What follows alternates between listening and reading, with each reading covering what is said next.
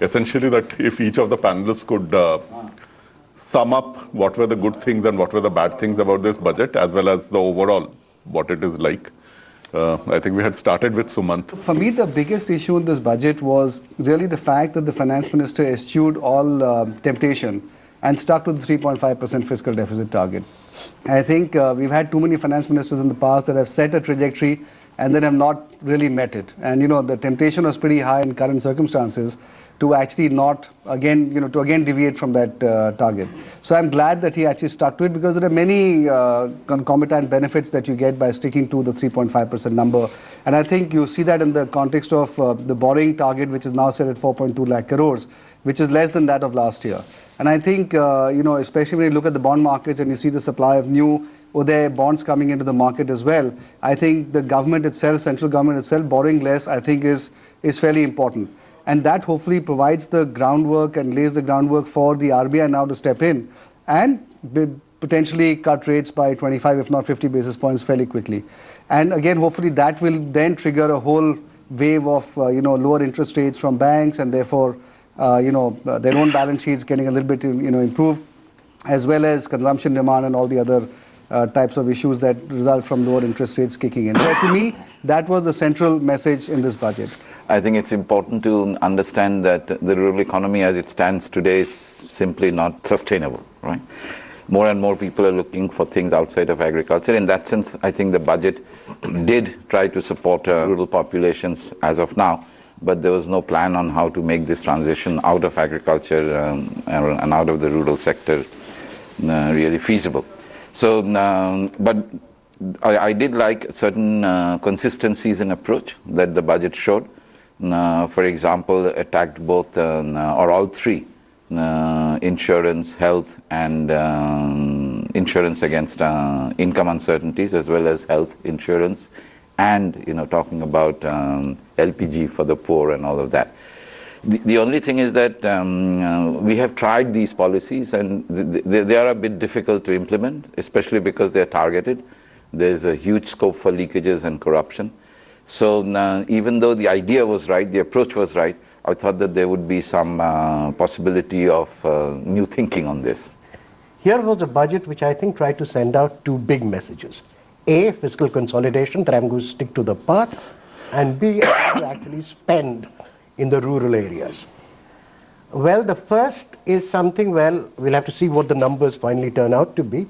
The tax projections are fairly reasonable. The non-tax side is not that reasonable. So I think there is some worry regarding whether or not the revenue side will be met. As to the second, on a rural revival kind of a thing, the numbers are at best confusing. And I don't think you're going to get, these numbers don't add up to too much of a revival. If you take the following ministries which add up to rural really, which is the Ministry of Agriculture with its 3 departments, the Ministry of Rural Development with its 2 departments, and the Ministry of Water Resources, the expenditure was 102,000 crores in 2014-15, 110,000 crores in 15-16 RE, and it's projected to be about 122,000 crores in the next year, which is an 8% increase and an 11% increase. Now, if last year wasn't a great year and was supposed to be a very bad year, then it's not this budget which is going to deliver. It is God which is going to deliver with the monsoon. Yeah. But I think that, if you're really talking about raising farm incomes, doubling them in the next 5 years, that seemed to be an announcement with no kind of roadmap at all. And there have been farmers' commissions which have been telling us, minimum support price at the cost of production plus 50%. It was also in the manifesto, but we see no signs of that. Looking at the budget and the discussions, there's almost an amnesia about the fact that 11 states are reeling under drought. And in an earlier time, at least that would have been something that we would see as big headlines in terms of how the state is looking forward. The second big thing that worries me is that the kind of blindness, almost a black hole for the social sector reflected in the last budget continues. the alibi that the states will make up for all the huge cuts that we have hasn't really, when we see the evidence on the ground. So children, nutrition, social security, ICDS, midday meals, pensions, the whole framework of social protection seems to be, continue to be missing. There is a little bit of optimism about health, and they talked about universal health insurance. But I'd like to stress that universal health insurance is very different from universal health care or universal health services. Because insurance is to my mind, a mechanism that through private sector, you are expecting to cover the health needs of the poor, and I think nowhere in the world have we been able to actually achieve that without public health services, at least at the primary and secondary levels. Nilesh, your point of view. Actually, I'll switch tracks. I'll go to tax. Okay. Yeah. So coming to tax, I think the 3.5% really did not leave any headrooms for any cuts. There were expectations that the personal tax rates, slabs would go up, rates would effectively go down. Corporates expected 30 will taper down to 25. Something would happen now. But I think the biggest issue in the budget in tax is on personal tax. It's on provident funds. It's on superannuation funds. Especially when you speak about, micro savings and attracting savings to long-term investments. This is the biggest dampener. So now provident fund and superannuation on withdrawal will be taxed and taxed at the rate of 60%. That's going to change a lot of dynamics. And plus contributions also above 1.5 will be taxed. So this is to be dealt with. This has to be dealt with sensitively. Yeah, there's one more thing on this, something like a Google tax or a levy for internet transactions.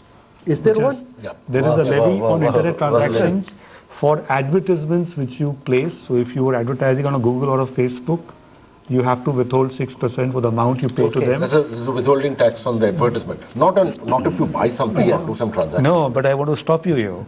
BEP says that should be for all transactions. Now, this says today it is the specified service is only advertisement and any other service the government can notify. Professor Margin. In fact, nobody would disagree with it that for the first time in the recent past, we have been able to break the trend of neglecting agriculture and rural development. And that this budget has done. Better allocation for rural roads and irrigation and infrastructure also. National highways and state highways and others. But I feel as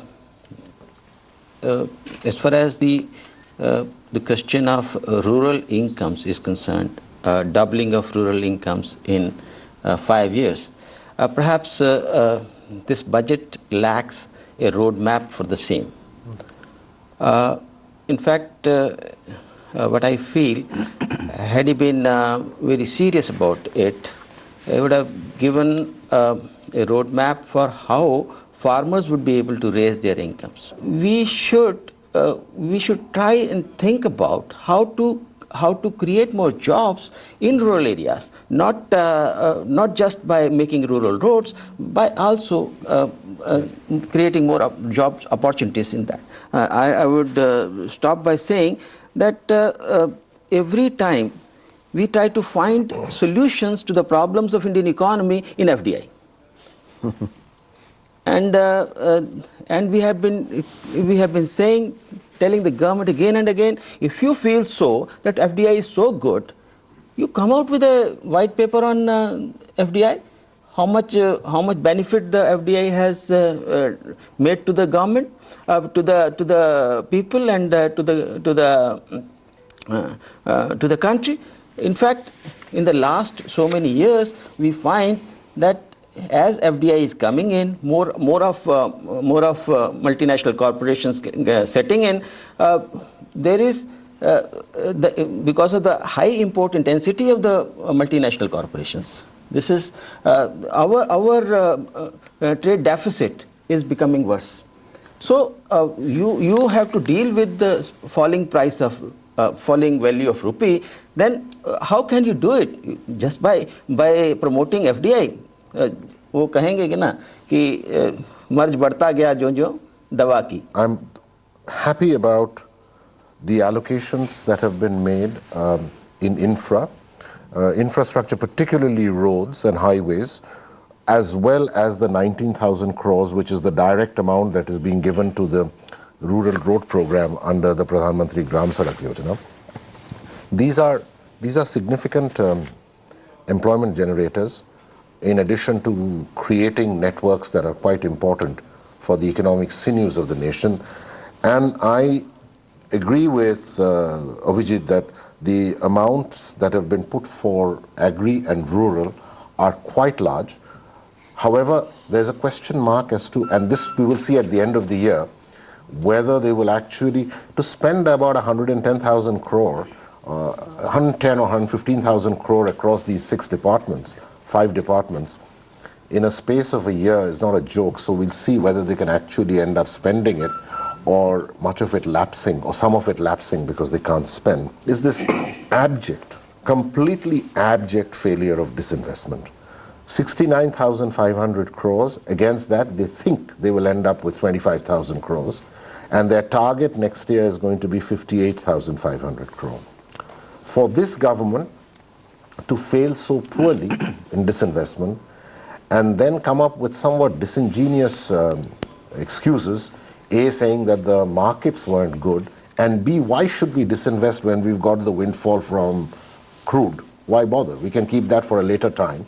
I thought was all too clever and all too glib to hide the fact that the ministries and the departments in charge of doing it haven't been doing their job.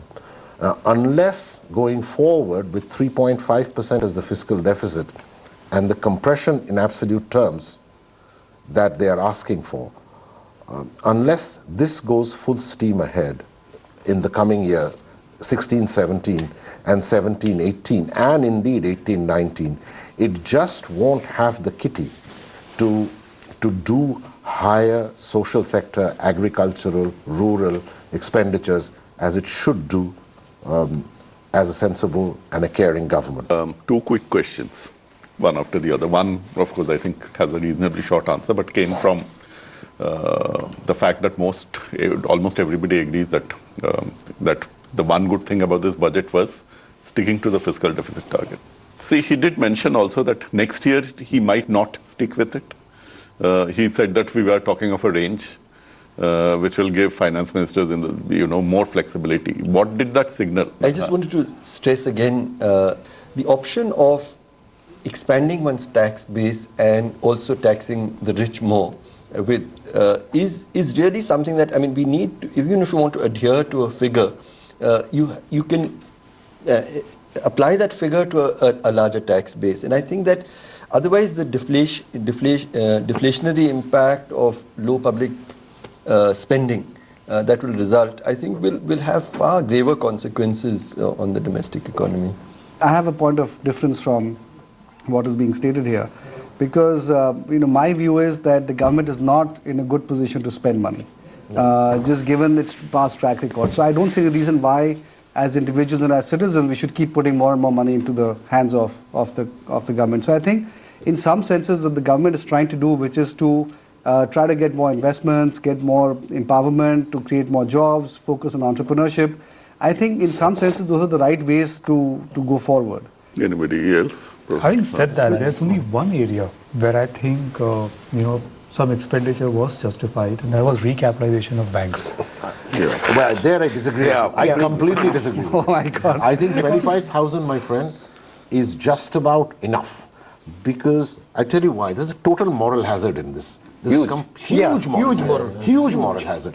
Because these guys have, for whatever reason, over 5 years, behaved antithetically to all precepts of banking. Okay, Really irresponsible. Irresponsible. And now, if I were to increase the recapitalization amounts from 25,000 crore to say to 1 lakh crore, what you are basically saying is, naughty boy, here's your lollipop, right?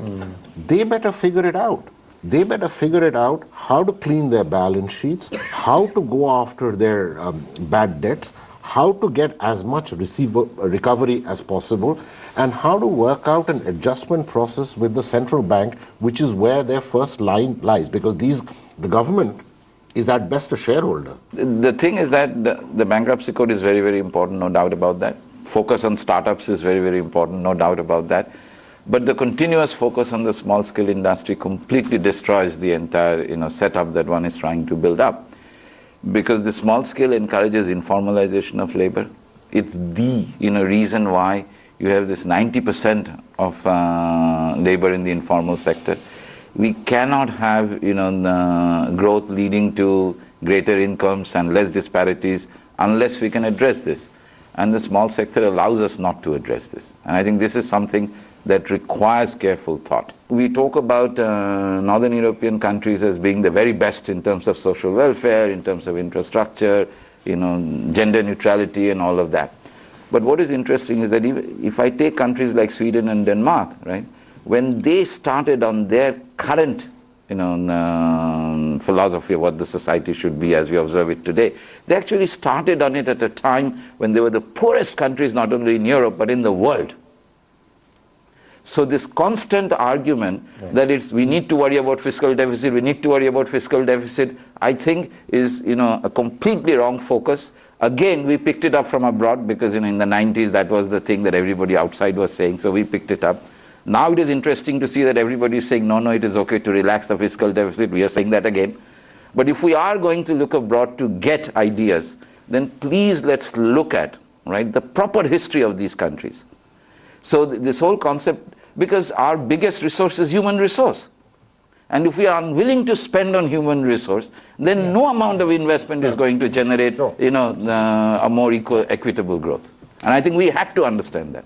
But having said that, I think we've had periods of time in the past when fiscal deficits have been higher than 6%. But those have not really resulted in any positive activity of the kind that people are craving for.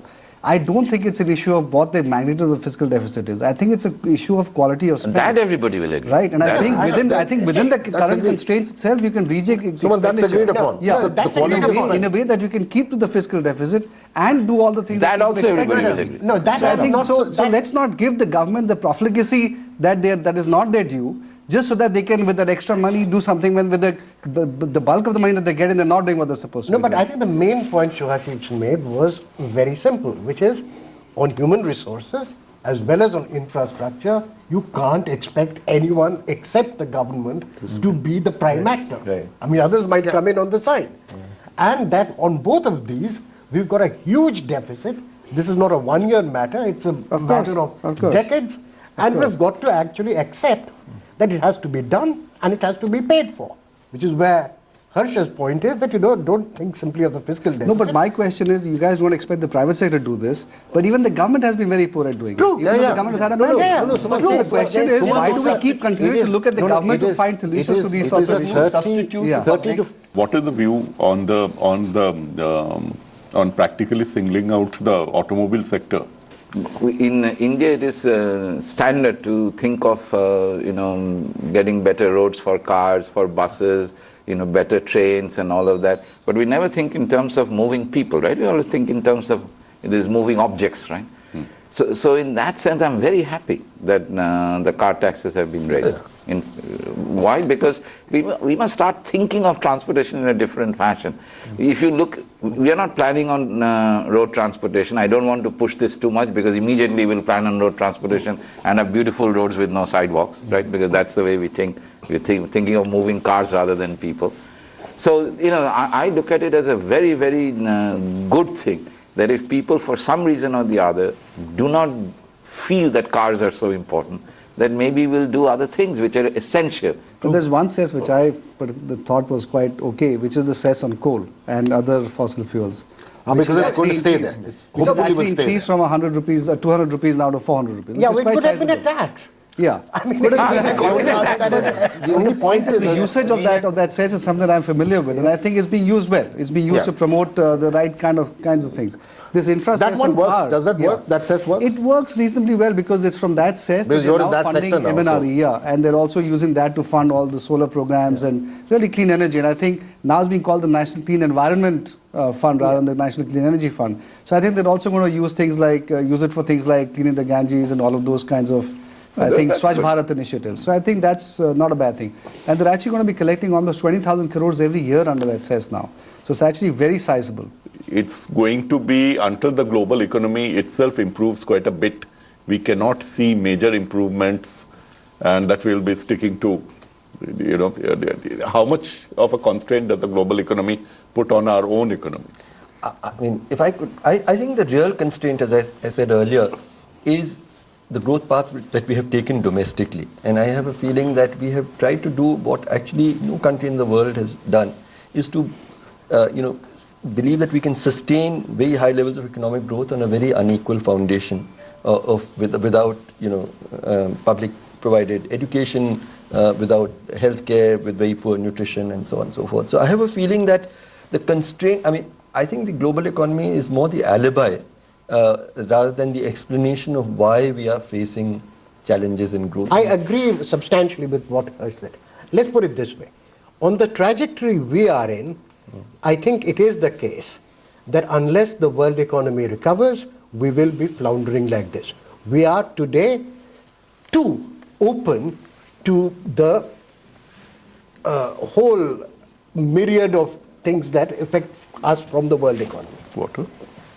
On the other hand, if we actually had a vision which basically said that we are going to do in the next 10 years or 15 years what was done by most other countries at our level of development between 1950 and 1970, and we didn't do it,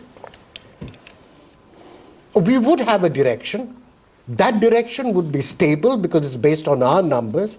We then have to find ways of actually financing it, but that has given our low tax GDP ratios, we should have been able to do. We would have something which gives us a space for a direction, a space for expansion, and a participation by the private sector. For the next year, if the global economy continues being in the way it is it going to affect growth, and will it cause us a lot of hassles? The answer is yes. Yes. It's very straightforward. It's yes. The cost of capital will go up, and it will be more than going up. It will be completely unpredictable. The banks much greater reluctance to lend, and over and above that, whenever these kinds of troubles abound, at the end of the day, private investment is built on animal spirits. Right now, today, I can tell you honestly, Pro, that certainly none of the boards that I serve, most of which are manufacturing companies, as well as other people that I talk to, so it's not a macro, it's a micro, there is no board decision is being taken of any level of investment.